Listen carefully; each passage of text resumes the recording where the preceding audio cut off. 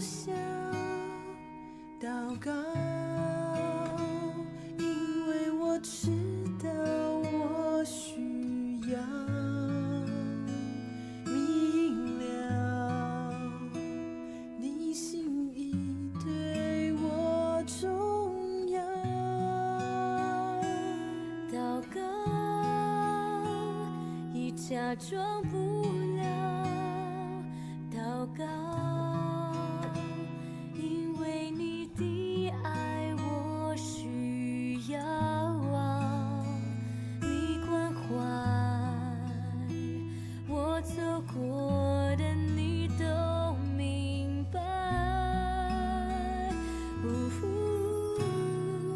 有些事我只想要对你说，因你比任何人都爱我，痛苦从眼中流下，我知道你为我擦。在早晨我也要来对你说，主耶稣，今天我为你活，所需要的力量你天天赐给我，你恩典够我用。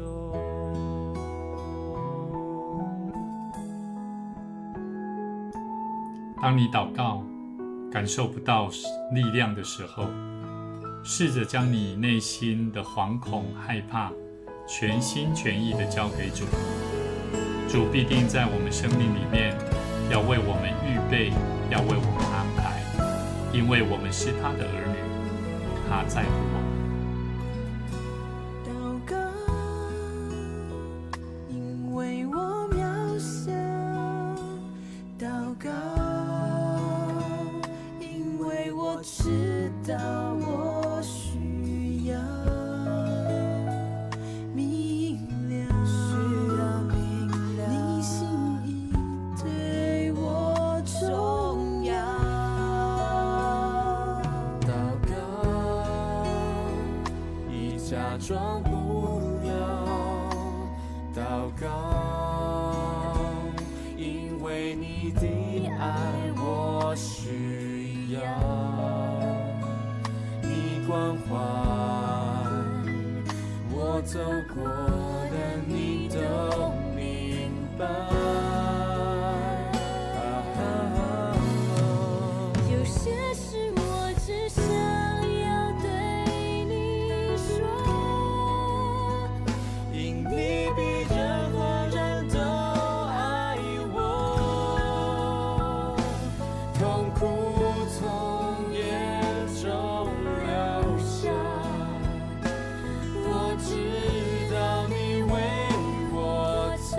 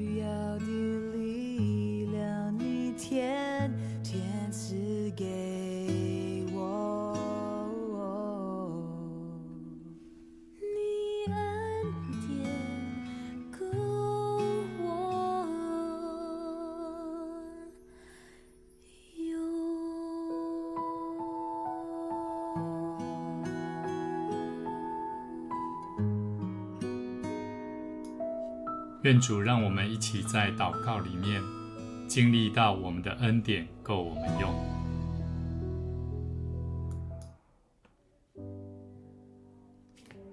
我们一起来观看我们今天的圣经节，记载在马太福音第22章15节到22节。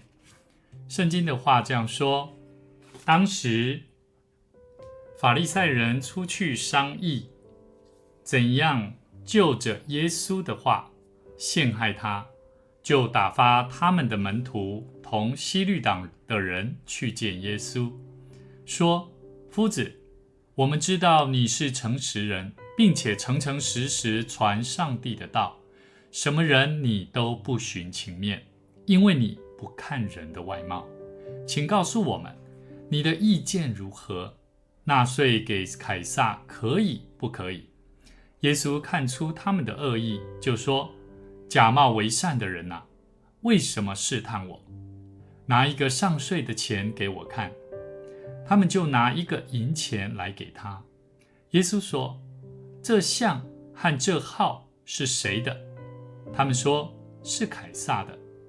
耶稣说：就是这样，凯撒的物当归给凯撒，上帝的物当归给上帝。他们听见就稀奇，离开他走了。各位弟兄姐妹，今天我们一起观看这段圣经节，我相信有一些朋友一定也会，或许也会跟牧师一样感受到有几个不一样的问题会想要问。那会了解为什么这一群人，法利赛人跟希律党人，他们来见耶稣，而且也称呼耶稣是老师啊，夫子，就是老师啊，我们知道你是诚实的人，而且诚诚实实的在传上帝的道。那把耶稣形容的还蛮中肯的。可是我在想一个问题，为什么他们又去问一个问题，说耶稣啊，纳税给凯撒可以不可以？光这个前提，这个背景，我们可以重新再来回顾一下。在这1-2个礼拜，我们谈到从21章前半段法利赛人、文士、祭司这些乡间的民间的这些长老们，他们来问耶稣：你的权柄从何而来？你做这些赶鬼也好，医病也好，你的权柄是从哪里来？当他们在询问权柄的时候，是否也是在询问你的行为，你所做的这一些，你是凭什么？所以我也在想，耶稣他用了2个比喻，用了我们从21章33节讲到园户，工人必须要按时结果实啊，甚至要差工人能够去做这个收拾果实的动作，也就是要做工也就是要传福音嘛。现在的教会是这样解释的。那到22章第1节到第14节谈到一个实质的基督徒，我们上个礼拜谈到，有些时候耶稣他又举了一个例子，上个礼拜我们提到说，好，既然做工你们不能够理解耶稣的意思，耶稣又比喻了一个叫做这个主人办了一个宴席来邀请大家一起来，可是没有人要来。后来他就请他的仆人去马路边，去街上去邀请广邀，愿意来的人就邀请他们来。但是有一个条件，他们来必须要怎么样？要穿上好的衣服，就是比较漂亮一点的。好，那我们在圣经的比喻呢，其实这个故事在比喻的是，我们必须要预备心，你必须要按照，因为在街上这个主人他邀请你来，但是要你去穿好一点的衣服，怎么可能？所以这个衣服一定是这个宴会上的主人所为我们预备的。所以当我们进到上帝的教会，当我们进到上帝的恩典祝福的家庭里面，我们是需要预备我们自己的。所以我们从前2周我们谈到，一个基督徒，一个认识上帝的人，我们除了要怎么样来认识这位耶稣基督，就是从这些故事里面了解到，我们不仅要成为神的儿女，我们更要预备好我们自己。但是我们可以从这些圣经节里面看到，大部分的人往往都会有很多的问题，他才能够决定这个信仰是否能够真实帮助到我。所以我想这也不是错误了哈。我想我们都可以一起来讨论跟了解。在今天的圣经节呢，我们从上个2个礼拜谈到这些群体一直在攻击耶稣，透过他所做的行为找出他的把柄，一直都找不到，甚至耶稣所讲的话都是充满智慧。今天我们所看的这段圣经节，特别是从耶稣所讲的话。好，既然你所做的这些行为，我们没有把柄来抓住耶稣你犯错的地方，那么我们就来从你讲的话。可是有一点我觉得很奇怪，从我们今天所看的第16节里面，他们已经知道说，这个老师啊，夫子啊，我们知道你是一个诚实的人，并且诚诚实实传上帝的道，什么人你都不寻情面。很好啊，因为你不看人的外貌，这应该蛮不错的一个特质，蛮不错特质的一个人。所以耶稣在希律党人这样子形容的时候，我会觉得说，哇，为什么他们还要继续问那些很不是问题的问题哈？所以他们就问了，他们问纳税给凯撒可不可以？他们就问耶稣这个问题，耶稣直接就回答的一句话，就看出他们的恶意，就说假冒为善的人啊，为什么试探我？这让我想到，在我们教会里面，不是我的教会，我相信所有的教会里面都有这种情况。我们有些信徒会自己在很多做的事情当中，我们会发现，哇，我的牧师是不是真的了解我？我的牧师是不是知道教会应该要怎么做？我们的牧师是不是在某部分上是不是怎么样的一个人？所以我就在想，在我们的信仰里面，我们应该要如何来学习，从我们的言语上来荣耀神。所以当人在从人的所说的话来去了解他所做的事情合不合宜的时候，我觉得每一个基督徒应该要思考，我们所说的话是否也同样的造就人。所以各位弟兄姐妹，或许你可能听不太懂今天牧师讲了哪些，但是牧师要表达总归一个很重要的概念。当耶稣回答法利赛人跟希律党人，我们要知道法利赛人跟希律党人他们原先是互相敌对的，可是法利赛人他们知道，既然希律党人你们在政治上跟罗马政府有这么好的关系，我希望透过你来询问耶稣，能够达到抓到他把柄的地方。所以他们就问了纳税给凯撒应不应该啊？但耶稣看到他们的恶意，就说假冒为善的人为何试探我？他并不是先回答他说可以或不可以，而是先把人的心带到一个正向、一个对的方向去，最后再来解决他所说的问题。所以我觉得这或许也是我们每一个基督徒可以学习的地方。当有人用言语来询问我们，其实我们也看出有某部分上的问题点，但是我们不用紧张，不用害怕。我们学习在上帝的面前，我们学习更明白知道他需要什么，我们给予他帮助，引导到他应该走的方向。所以耶稣说，假冒为善的人啊，为什么试探我？他是在引导法利赛人，教导希律党人，你们要知道你们到底在干什么。你们原先都知道我是诚诚实实的在传上帝的道，那你们为什么不听啊？你们知道我是不寻情面的，那怎么还问我这个问题呢？所以我们要知道，人所说的有些时候跟你所问的问题是矛盾的。各位弟兄姐妹，当我们为了一件事情感到忧愁，不知道答案如何，该如何走下去的时候，有些时候我们要回过头来思考，我们所问的问题是否跟我们所想的是有冲突跟矛盾的地方。求主帮助我们，让我们学习明白耶稣他最后所说的那一句话。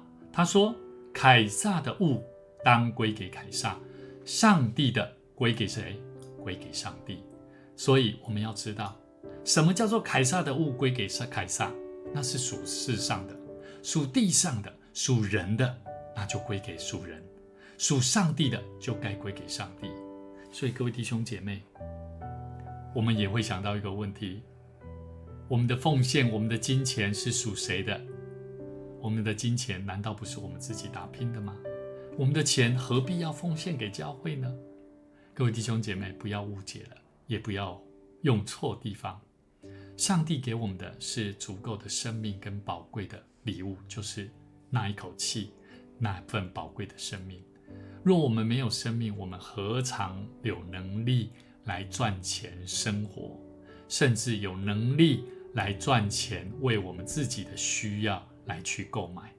所以呢，我也在想，当我们有一分钱，我们也要尽一份力，不管是你的祷告，不管是你的金钱，当归给神的，你就应当要奉献给神。愿主赐福大家。有不懂的地方或有不了解的地方，也欢迎每一位弟兄姐妹，每一位家人朋友，你可以在每一个影片的下方来留言，牧师也会找时间来跟大家来分享跟解答。愿主赐福我们，让我们时时刻刻透过他的话语来激励我们的内心。愿你们平安。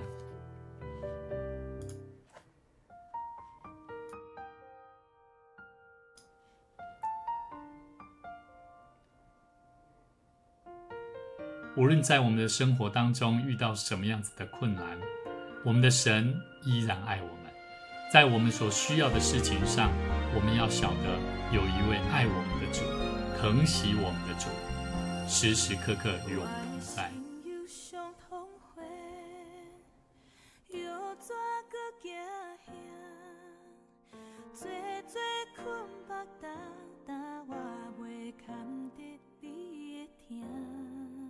主你听我做宝贝，不捌放下我，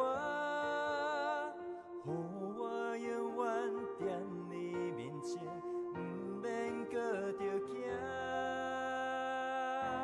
主你会听，透望我的心，安慰我，无论需要我，坎坷也开阔。无啥物会当拆散，主你会听，引带我的路，保护我，对定到永远，坚持无变化，绝无啥物会当拆散，主你会听。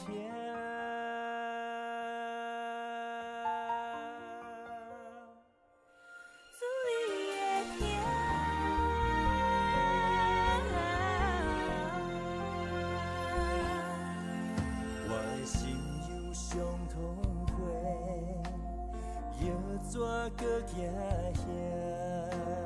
做困目重重，我袂牵伫你的听。主你听我做宝贝，不捌放下我，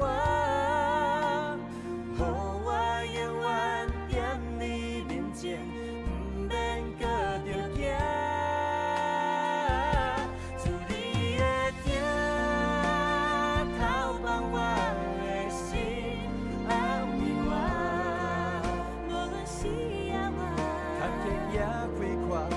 无啥物会当拆散，主你会听，引带我。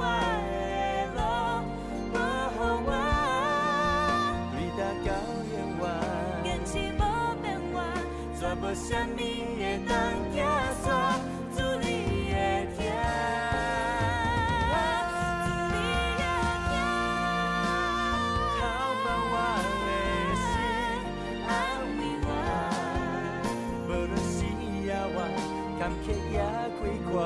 绝无啥物会当拆散，你的情，你带我的路，保护我，对待到永远，坚持无变化，绝无啥物会当拆散，做你的疼。